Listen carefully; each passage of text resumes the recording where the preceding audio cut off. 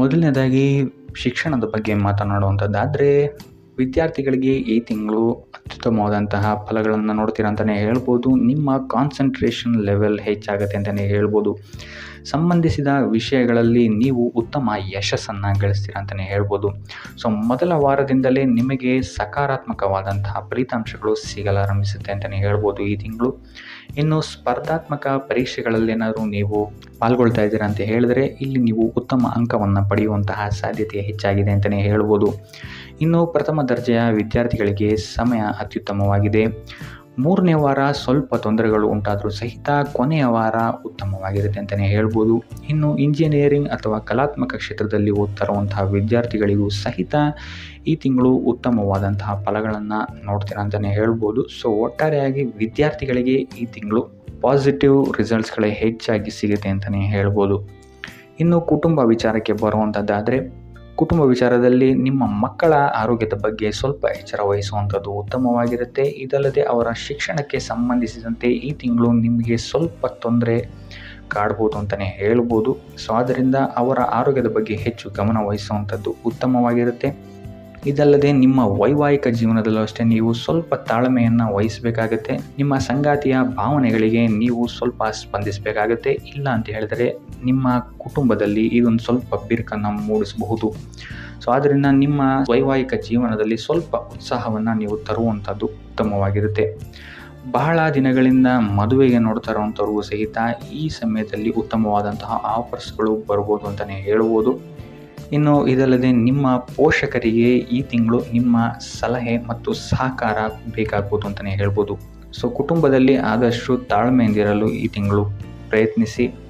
ಯಾವುದೇ ರೀತಿ ಬರುವಂತಹ ಸಂದರ್ಭಗಳನ್ನು ಪ್ರೀತಿಯಿಂದ ನಿಭಾಯಿಸಲು ಪ್ರಯತ್ನ ಪಡಿ. ಒಟ್ಟಾರೆಯಾಗಿ ಕುಟುಂಬ ವಿಚಾರದಲ್ಲಿ ಈ ತಿಂಗಳು ನಿಮಗೆ ಮಿಶ್ರ ಫಲ ಅಂತಲೇ ಹೇಳ್ಬೋದು. ಇನ್ನು ಆರೋಗ್ಯ ವಿಚಾರಕ್ಕೆ ಬರುವಂಥದ್ದಾದರೆ, ಆರೋಗ್ಯ ವಿಚಾರದಲ್ಲಿ ಈ ತಿಂಗಳು ನಿಮಗೆ ಸಾಮಾನ್ಯವಾಗಿರುತ್ತೆ ಅಂತಲೇ ಹೇಳ್ಬೋದು. ಆದ್ದರಿಂದ ನಿಮ್ಮ ಆಹಾರದ ಬಗ್ಗೆ ಸ್ವಲ್ಪ ಎಚ್ಚರಿಕೆ ವಹಿಸಿ. ಕರಿದ ಆಹಾರದಿಂದ ದೂರ ಇದ್ದಷ್ಟು ಒಳ್ಳೆಯದು.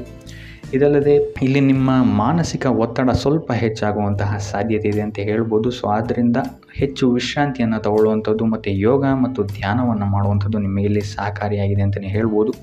ಇದಲ್ಲದೆ ಈ ತಿಂಗಳು ನಿಮಗೆ ಹಲ್ಲಿಗೆ ಸಂಬಂಧಿಸಿದಂತಹ ನೋವುಗಳು ಸ್ವಲ್ಪ ಬಾಧಿಸ್ಬೋದು ಅಂತಲೇ ಹೇಳ್ಬೋದು.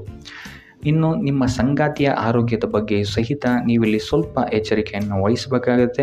ಆದರೆ ತಿಂಗಳ ಕೊನೆಯ ವಾರ ನಿಮಗಿಲ್ಲಿ ಆರೋಗ್ಯ ಪರಿಸ್ಥಿತಿಗಳು ಸುಧಾರಣೆ ಆಗುತ್ತೆ ಅಂತಲೇ ಹೇಳ್ಬೋದು. ಇನ್ನು ವೃತ್ತಿ ಜೀವನವನ್ನು ನೋಡುವಂಥದ್ದಾದರೆ, ಈ ತಿಂಗಳು ನಿಮಗೆ ನಿಮ್ಮ ಕೆಲಸ ಕಾರ್ಯಗಳಲ್ಲಿ ಸ್ವಲ್ಪ ಸವಾಲುಗಳನ್ನು ನೀವು ಎದುರಿಸಬೇಕಾಗಬಹುದು. ಆದ್ದರಿಂದ ನಿಮ್ಮ ಬುದ್ಧಿಶಕ್ತಿ ಮತ್ತು ನಿಮ್ಮ ಉತ್ತಮ ಕಾರ್ಯವೈಖರಿಯನ್ನು ಬಳಸ್ಕೊಳ್ಬೇಕಾದಂತಹ ಸಮಯ ಈ ತಿಂಗಳು ನಿಮಗೆ ಬರಬಹುದು. ಸಮಸ್ಯೆಗಳ ಬಗ್ಗೆ ಚಿಂತೆ ಮಾಡದೆ ಆದಷ್ಟು ಪರಿಹಾರದ ಬಗ್ಗೆ ಹೆಚ್ಚು ಗಮನವನ್ನು ಕೊಡುವಂಥದ್ದು ನಿಮಗಿಲ್ಲಿ ಪಾಸಿಟಿವ್ ರಿಸಲ್ಟನ್ನು ಕೊಡುತ್ತೆ ಅಂತಲೇ ಹೇಳ್ಬೋದು. ವೃತ್ತಿ ಜೀವನದಲ್ಲಿ ಆದಷ್ಟು ಸ್ಕಿಲ್ಸ್ಗಳನ್ನು ಅಪ್ಗ್ರೇಡ್ ಮಾಡ್ಕೊಳ್ಳೋಕ್ಕೆ ಟ್ರೈ ಮಾಡಿ. ಇದರಿಂದ ನಿಮಗೆ ಮುಂದೆ ಬರುವಂತಹ ಅವಕಾಶಗಳಿಗೆ ಹೆಚ್ಚು ಸಹಕಾರಿಯಾಗಿರುತ್ತೆ ಅಂತಲೇ ಹೇಳ್ಬೋದು. ಇದಲ್ಲದೆ ಕೆಲಸದ ಒತ್ತಡ ನಿಮ್ಮ ಮೇಲೆ ಹೆಚ್ಚು ಬಾಧೆಯನ್ನು ನೀಡದಂತೆ ನೋಡಿಕೊಳ್ಳಿ. ಆದಷ್ಟು ಯೋಗ ಧ್ಯಾನವನ್ನು ಮಾಡುವಂಥದ್ದು ಉತ್ತಮವಾಗಿರುತ್ತೆ. ಕೊನೆಯ 2 ವಾರಗಳು ನಿಮಗೆ ಸಕಾರಾತ್ಮಕವಾದಂತಹ ಫಲಿತಾಂಶಗಳನ್ನು ನಿಮ್ಮ ಕಾರ್ಯಕ್ಷೇತ್ರದಲ್ಲಿ ಇದು ಒದಗಿಸುತ್ತೆ ಅಂತಲೇ ಹೇಳ್ಬೋದು. ಇನ್ನು ಉದ್ಯೋಗ ಏನಾದರೂ ಬದಲಾಯಿಸಬೇಕು ಅಂತಿದ್ರೆ ಅಥವಾ ಹೊಸ ಉದ್ಯೋಗವನ್ನೇನಾದರೂ ನೀವು ಹುಡುಕ್ತಾ ಇದ್ದೀರಾ ಅಂತ ಹೇಳಿದ್ರೆ, ನಿರೀಕ್ಷಿತ ಫಲಿತಾಂಶವನ್ನು ನೀವು ಪಡೆಯಲು ಹೆಚ್ಚು ಶ್ರಮವನ್ನು ಹಾಕಬೇಕಾಗ್ಬೋದು ಈ ತಿಂಗಳು. ಆದ್ದರಿಂದ ವೃತ್ತಿ ಜೀವನದ ಬಗ್ಗೆ ಯಾವುದೇ ರೀತಿಯಾದಂತಹ ಆತುರದ ನಿರ್ಧಾರಗಳನ್ನು ಈ ತಿಂಗಳು ತಗೊಳ್ಳೋಕ್ಕೆ ಹೋಗಬೇಡಿ. ಆದಷ್ಟು ನಿಮ್ಮ ಗುರು ಹಿರಿಯರ ಸಲಹೆ ಮತ್ತು ಸಹಕಾರವನ್ನು ತಗೊಳ್ಳುವಂಥದ್ದು ಉತ್ತಮವಾಗಿರುತ್ತೆ. ಇನ್ನು ಹಣಕಾಸಿನ ವಿಚಾರಕ್ಕೆ ಬರುವಂಥದ್ದಾದರೆ, ಹಣಕಾಸಿನ ವಿಚಾರದಲ್ಲಿ ಈ ತಿಂಗಳು ನಿಮಗೆ ಮಿಶ್ರ ಫಲ ಅಂತಲೇ ಹೇಳ್ಬೋದು. ಈ ತಿಂಗಳು ನಿಮಗೆ ಎಷ್ಟು ಆದಾಯ ಬರುತ್ತೆ ಅಷ್ಟೇ ಖರ್ಚು ಸಹಿತ ಹೆಚ್ಚಾಗುತ್ತೆ ಅಂತಲೇ ಹೇಳ್ಬೋದು. ಆದ್ದರಿಂದ ನಿಮ್ಮ ಖರ್ಚಿನ ಬಗ್ಗೆ ಹೆಚ್ಚು ಗಮನ ಇಡುವಂಥದ್ದು ಉತ್ತಮವಾಗಿರುತ್ತೆ ಈ ತಿಂಗಳು ನಿಮಗೆ ಹೆಚ್ಚಾಗಿ ಆರೋಗ್ಯದ ಮೇಲೆ ಹೆಚ್ಚು ಖರ್ಚಾಗುವಂತಹ ಸಾಧ್ಯತೆ ಇದೆ ಅಂತಲೇ ಹೇಳ್ಬೋದು. ಇದಲ್ಲದೆ ಐಷಾರಾಮಿ ವಸ್ತುಗಳಿಗೂ ಸಹಿತ ನೀವಿಲ್ಲಿ ಹೆಚ್ಚು ಖರ್ಚನ್ನು ಮಾಡಬೇಕಾಗ್ಬೋದು ಅಂತಲೇ ಹೇಳ್ಬೋದು. ಆದ್ದರಿಂದ ಹೆಚ್ಚು ಗಮನ ಇಡಿ. ಇದಲ್ಲದೆ ಹೂಡಿಕೆ ಮಾಡಬೇಕಾದ್ರೂ ಸಹಿತ ಯಾವುದೇ ರೀತಿಯಾದಂತಹ ಇನ್ನೊಬ್ಬರನ್ನ ನಂಬಿ ಹೂಡಿಕೆ ಮಾಡೋಕ್ಕೆ ಹೋಗಬೇಡಿ. ಆದಷ್ಟು ಸಾಧಕ ಬಾಧಕಗಳನ್ನು ನೋಡಿಕೊಂಡು ತಜ್ಞರ ಸಲಹೆಯನ್ನು ಪಡೆದು ಹೂಡಿಕೆ ಮಾಡುವಂಥದ್ದು ಉತ್ತಮವಾಗಿರುತ್ತೆ.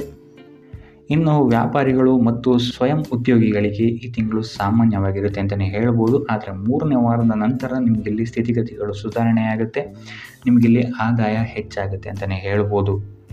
ಇನ್ನು ನೀವೇನಾದರೂ ಹೊಸ ಬಿಸ್ನೆಸ್ ಸ್ಟಾರ್ಟ್ ಮಾಡಬೇಕು ಅಂತಿದ್ರೆ ಅಥವಾ ಪಾಲುದಾರಿಕೆಯ ಉದ್ಯಮದಲ್ಲಿ ಏನಾದರೂ ಪ್ರಾರಂಭಿಸಬೇಕು ಅಂತ ಇದ್ದರೆ ಪ್ರತಿಯೊಂದು ವಿಚಾರಗಳನ್ನು ನೀವು ಗಣನೆಗೆ ತಗೊಳ್ಳುವಂಥದ್ದು ಉತ್ತಮವಾಗಿರುತ್ತೆ ಅಂತ ಹೇಳ್ಬೋದು. ಸೊ ಈ ವಿಚಾರಗಳಲ್ಲಿ ಆತುರದ ನಿರ್ಧಾರಗಳಿಂದ ಆದಷ್ಟು ದೂರ ಉಳಿಯುವಂಥದ್ದು ಉತ್ತಮವಾಗಿರುತ್ತೆ ಅಂತಲೇ ಹೇಳ್ಬೋದು. ಸೊ ಒಟ್ಟಾರೆಯಾಗಿ ನಿಮಗಿಲ್ಲಿ ಆರ್ಥಿಕ ಕ್ಷೇತ್ರದಲ್ಲಿ ಮಿಶ್ರ ಫಲ ಇದೆ ಅಂತಲೇ ಹೇಳ್ಬೋದು ಈ ತಿಂಗಳು. ಸೊ ಒಟ್ಟಾರೆಯಾಗಿ ಹಣಕಾಸಿನ ವಿಚಾರದಲ್ಲಿ ಈ ತಿಂಗಳು ನಿಮಗೆ ಮಿಶ್ರ ಫಲ ಅಂತಲೇ ಹೇಳ್ಬೋದು.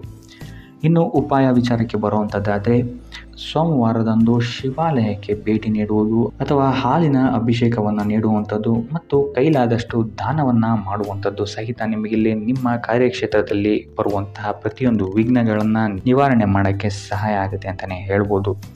ಸೊ ಇದಾಗಿತ್ತು ಈ ತಿಂಗಳ ನಿಮ್ಮ ರಾಶಿ ಭವಿಷ್ಯ.